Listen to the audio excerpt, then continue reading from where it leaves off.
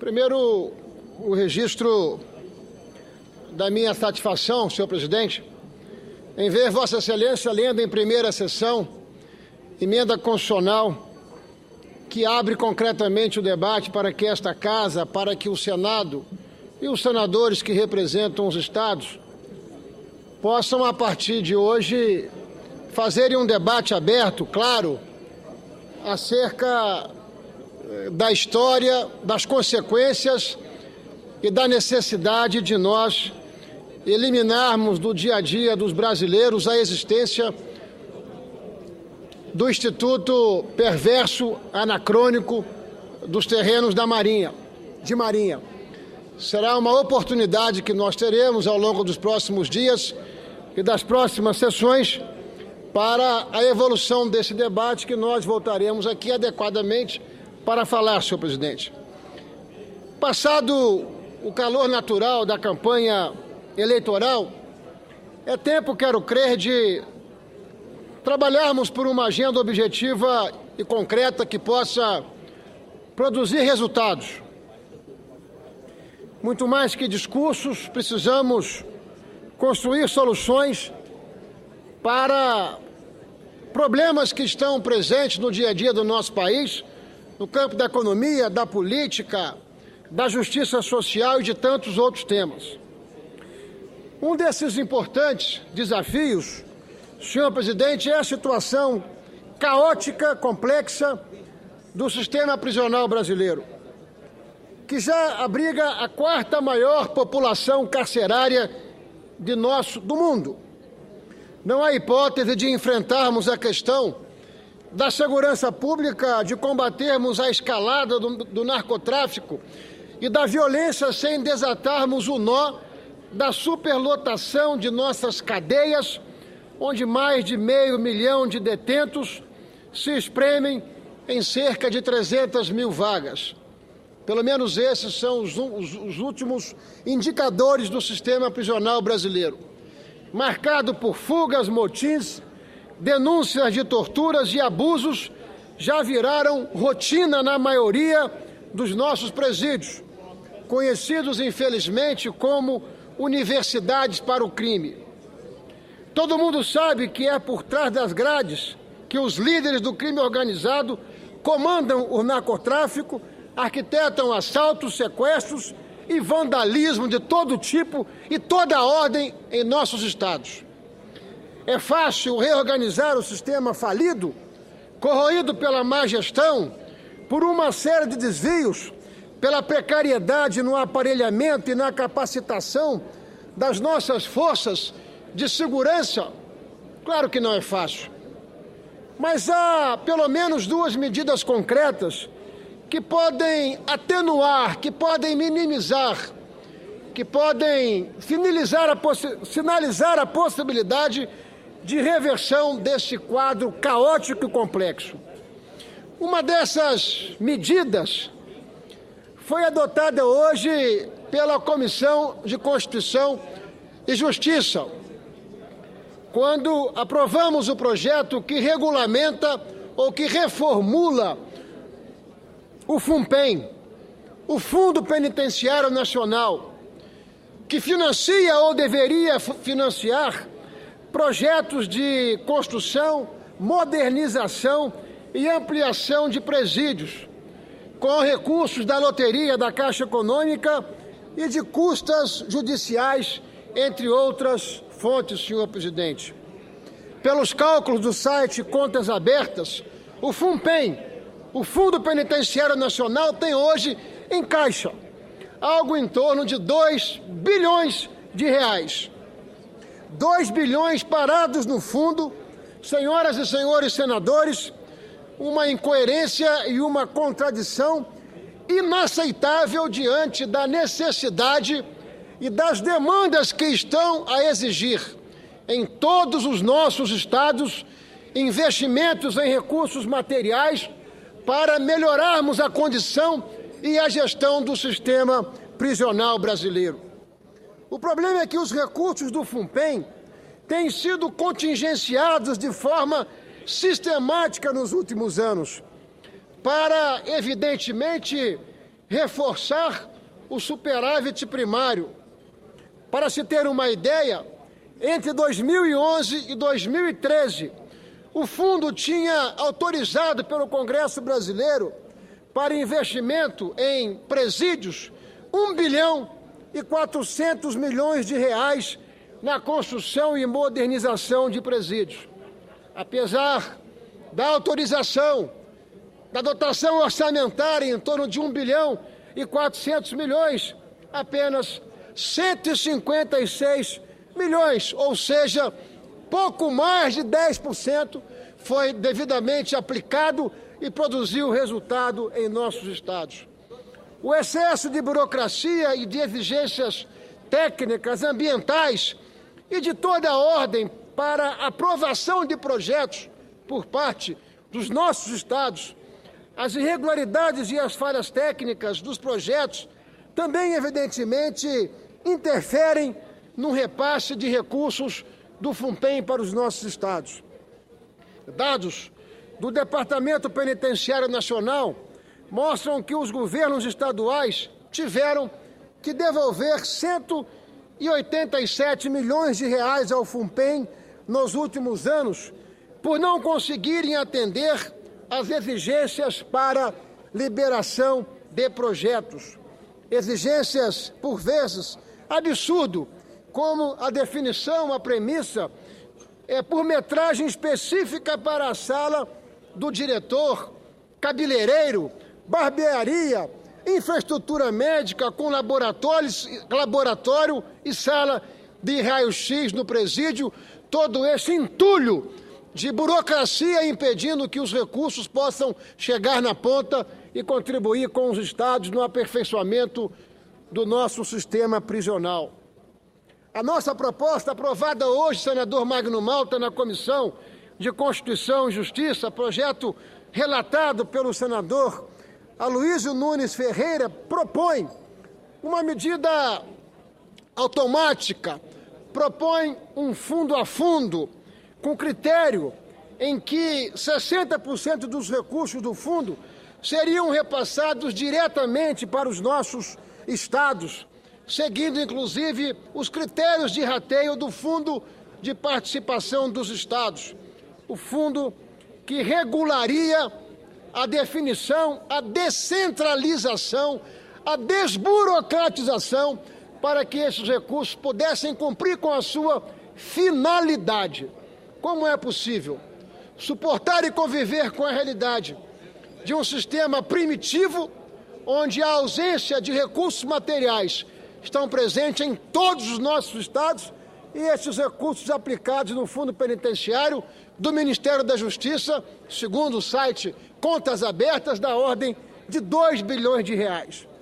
Caberia, evidentemente, aos estados apresentar uma contrapartida de recursos para o sistema penitenciário e, evidentemente, relatórios anuais detalhados para que o Ministério da Justiça, para que o Tribunal de Contas da União pudesse fazer o monitoramento da aplicação adequada e rigorosa desses recursos.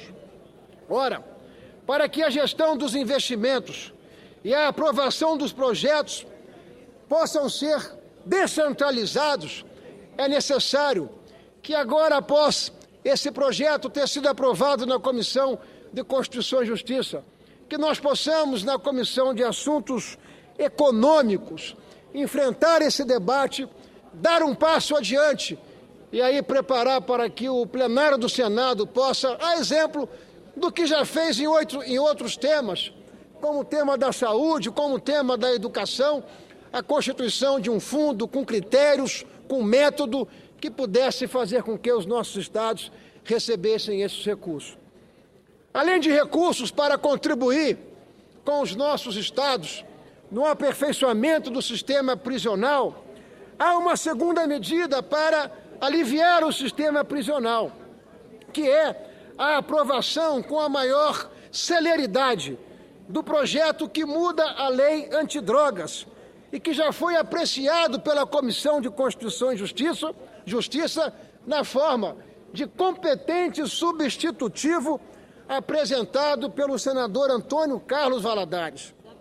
Não há por que congestionar ainda mais nossas cadeias com pessoas que precisam, de fato e na prática, de tratamento psicológico, de tratamento médico, para se livrar da dependência das drogas. Os usuários que acabam, de fato, se transformando em traficantes na convivência com bandidos perigosos dentro das primitivas cadeias brasileiras. Que ganho teria a sociedade? O espírito da lei antidrogas de 2006 era exatamente, senador Magno Malta, e Vossa Excelência conhece bem esse tema, era exatamente diferenciar o tratamento entre usuário e traficante, acompanhando a tendência de países desenvolvidos. Com a nova legislação, a pena para narcotraficantes ficou bem mais rigorosa e passou a se permitir a aplicação de penas alternativas para usuários, serviços comunitários e medidas socioeducativas aplicadas pelos juizados especiais criminais, além de acompanhamento médico e psicológico. O problema é que a lei deixou aos juízes criminais a responsabilidade pela distinção entre o que é traficante e o que é dependente. São os juízes que decidem hoje se uma pessoa detida em flagrante com drogas será condenada à pena de prisão ou se terá a alternativa de ser punida com a obrigatoriedade de trabalhar, por exemplo, num parque, num hospital ou em repartição pública. Foi, infelizmente, um tiro no pé. No tempo, essa medida não produziu os efeitos pelas quais ela foi constituída. Um terreno fértil para todo tipo de arbitrariedade e preconceito. Um jovem negro e pobre flagrado com algumas gramas de maconha é naturalmente usualmente apontado como traficante. Um senhor ou senhora bem vestida, flagrados com a mesma quantidade de droga, costuma ser considerada usuário em função da sua influência, em função da sua posição social, da sua capacidade de ter um advogado para lhe defender. O texto apresentado pelo senador Valadares, a meu juízo, resolve o assunto ao apontar critério objetivo para a avaliação do juiz. Quem é flagrado com droga ilícita em quantidade suficiente para o uso individual por até 5 dias deve ser enquadrado como usuário e não mais como traficante, a não ser que outros fatos apontem para o contrário. Caberá ao Poder Executivo da União, no caso, a Anvisa, definir as quantidades para cada droga do que seria considerado uso pessoal. É bom deixar claro que não se trata de descriminalizar o porte de drogas, mas de diferenciar com maior clareza o que é usuário e o que é traficante. Senhoras e senhores senadores, não há como insistirmos mais na atual política de encarceramento, uma política falida, esgotada, que não tem na prática apresentado qualquer resultado na redução da violência e no controle do crime organizado em nosso país. Entre 90 e 2012, a quantidade de presos aumentou mais de 500% em nosso país. O que a sociedade ganhou com isso? Absolutamente nada. Dados do Ministério da Saúde mostram que o número de assassinatos saltou de 32 mil em 1990 para mais de 52 mil em 2010. É urgente um novo modelo penal que priorize penas alternativas e a progressão de regime. A privação da liberdade só deve ser aplicada contra quem oferece perigo real à sociedade e ao interesse coletivo. É preciso, enfim, destacar também que a porta de entrada do sistema prisional brasileiro é muito mais larga que a porta de saída. Os processos se arrastam com a lentidão na justiça. Detentos que poderiam ir para o regime aberto ou mesmo receber liberdade condicional continuam encarcerados, agravando a situação da superlotação do sistema prisional brasileiro. O Brasil foi alvo de críticas severas em relatório apresentado no mês passado na Suíça pelo Conselho de Direitos Humanos da Organização das Nações Unidas. E uma das críticas foi exatamente o uso excessivo da pena de prisão, que, abre aspas, está sendo usada como primeiro recurso em lugar do último recurso, como seria exigido pelos padrões internacionais de direitos humanos. O relatório também revela preocupação com prisões arbitrárias e a ausência de separação entre bandidos perigosos e pessoas detidas temporariamente. Uma das recomendações é a ampliação do acesso à justiça com o reforço das defensorias públicas. Outra é o uso de penas alternativas à prisão no caso de pessoas condenadas por crimes de menor potencial ofensivo. Essa é uma tendência mundial que tem revelado resultados em outros países. Evidente que nem tudo que funciona em outras sociedades pode ser aplicado em nosso país, mas são experiências que merecem ser observadas e adequadas à nossa realidade.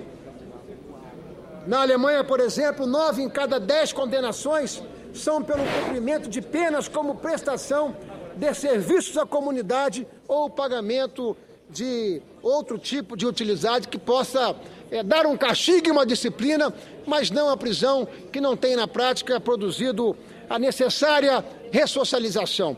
Ouço com prazer o senador Magno Malta. Senador Ricardo Ferraz, Vossa Excelência traz a essa tribuna, nesse momento, assunto plenamente importante, já deveria estar sendo debatido, acho que deveria ser uma pauta do governo. Nós vivemos num país em que o sistema prisional é falido. Nós estamos querendo criar um para nós, não tem necessidade, até porque a roda já foi inventada. O sistema da Itália, se não é o suprassumo de alguma coisa, mas é o melhor de todos os sistemas prisionais do mundo.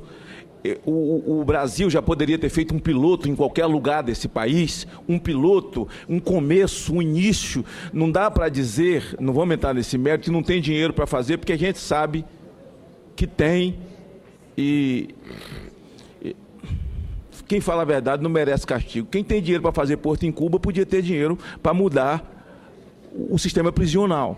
Mas quero falar do tema que Vossa Excelência traz a essa tribuna. É responsabilidade de todos nós.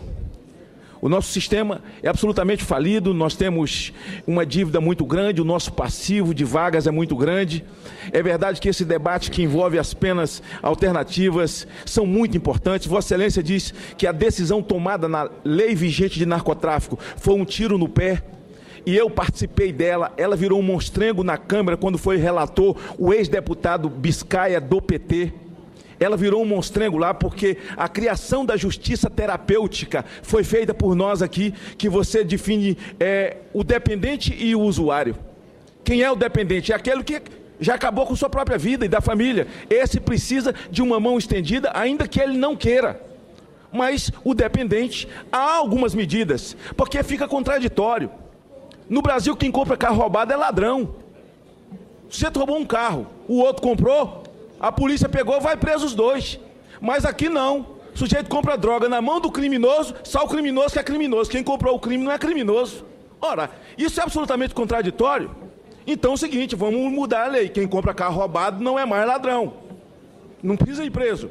Comprou carro roubado, não precisa ir preso. Eu discordo plenamente da posição do senador Valadares. Se esse país não tem condição, se o governo não tem condição ou não faz fiscalização das mínimas coisas, até porque o nosso aparato policial não comporta isso, nem técnicos, como é que vai analisar? E volta o que Vossa Excelência disse. Só quem vai ser traficante é quem não pode pagar advogado. Filho de pobre, filho de preto, mas filho de rico vai pegar com quantidade de tráfico e vai dizer que ele é usuário. Então nós não podemos criar uma legislação que a coisa fique meia boca. Vossa Excelência sabe da minha experiência de 36 anos tirando drogado da rua. E participei da criação dessa legislação que Vossa Excelência citou tão bem aí, e Vossa Excelência conclui dizendo que foi um tiro no pé, que se percebeu depois. E eu já dizia isso, senador Ricardo Ferraz. Mas eu quero lhe parabenizar, governador Ricardo Ferraz, porque Vossa Excelência, chamei Vossa Excelência de governador, quem sabe eu esteja profetizando que Vossa Excelência ainda será o governador do Espírito Santo, mas o debate, o tema, a maneira como Vossa Excelência coloca e a sua preocupação, e uma preocupação que lhe é pertinente. Vossa Excelência foi vice-governador de um estado que vive as suas grandes dificuldades, como tantos outros. E nós, nesse momento, só ganhamos de Alagoas, do ponto de vista da violência. Então, a sua preocupação é de conhecimento de causa, tanto do nosso estado como do país. É um debate necessário. Vossa Excelência devia estar debatendo alguma coisa de providência do governo, de iniciativa de lá, mas Vossa Excelência toma a frente em nome de uma sociedade que clama para que nós, em nome da segurança pública desse país, melhoremos o sistema prisional desse país. Parabéns, falo em nome do povo do Espírito Santo, parabéns como seu colega, acho que um tema muito importante, muito bem discorrido por Vossa Excelência.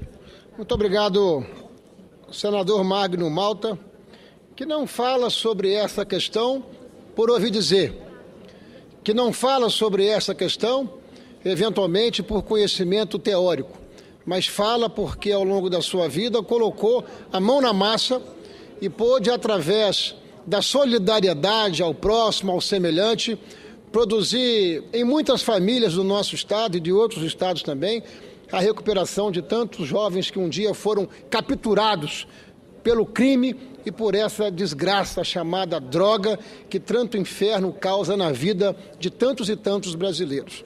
O fato objetivo é que nós precisamos criar um conceito objetivo.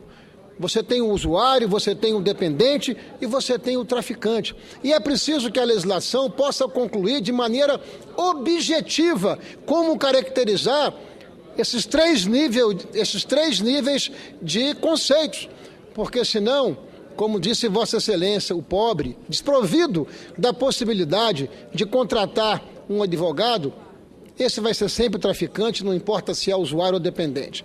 Mas o rico, aquele que pode contratar advogado, esse, independente de ser usuário ou de ser traficante, ele vai ser sempre poupado pelas artimanhas e pela sua capacidade de meios. Então, o que nós estamos propondo é um debate concreto em relação a essas duas medidas. O fundo penitenciário, que tem hoje depositado nas contas do governo federal 2 bilhões de reais. A criação de um critério automático, com método, com prestação de contas, com dever de casa para os estados que também precisam dar a sua contrapartida. Não é possível que os estados possam terceirizar essa responsabilidade para o governo federal.